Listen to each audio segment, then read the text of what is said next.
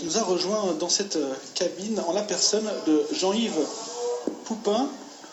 Et Jean-Yves Poupin, eh bien, il est non-voyant. Bonjour. Bonjour.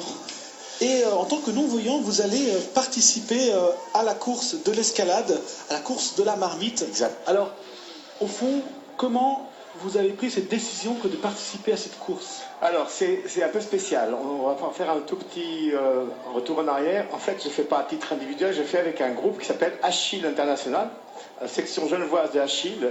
Achille étant une association de bénévoles dont le but est d'aider des handicapés de tout poil, de toutes sortes, à participer à des compétitions ou simplement avoir du plaisir à marcher, courir, faire du jogging, etc. Donc je n'ai pas pris vraiment moi-même la décision de faire ça, mais avec Achille, on va être une quinzaine de personnes ce soir, dont essentiellement des guides, des bénévoles, et seulement 2 ou 3 handicapés.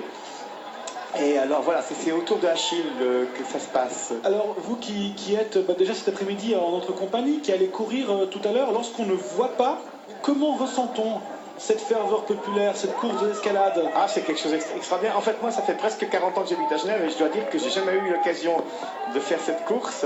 Et ça, je trouve ça génial, quoi.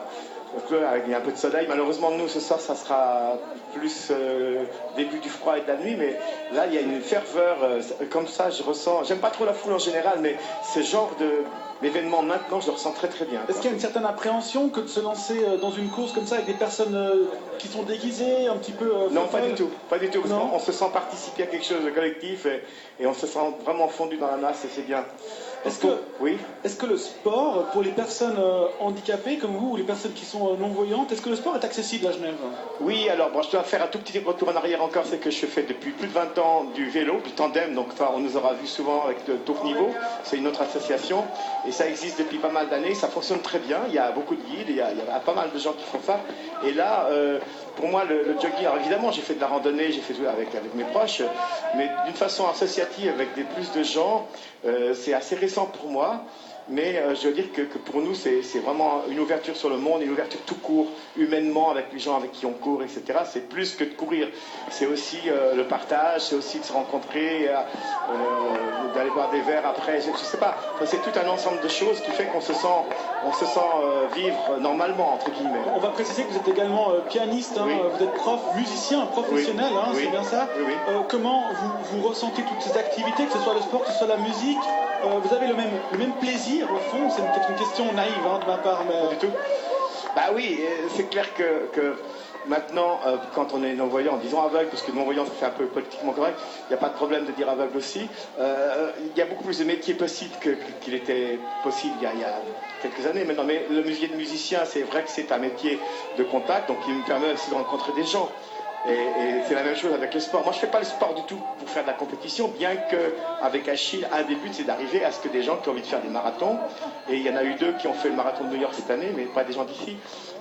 Disons que c'est pas la compétition qui m'intéresse, c'est justement de rencontrer des gens, de participer à quelque chose, de se sentir épanoui par rapport à une activité physique, entre autres. En quoi vous allez vous déguiser ce soir pour la marmite? Alors on aura ces t-shirts de Achille avec des lettres. Bon, ce sera pas très.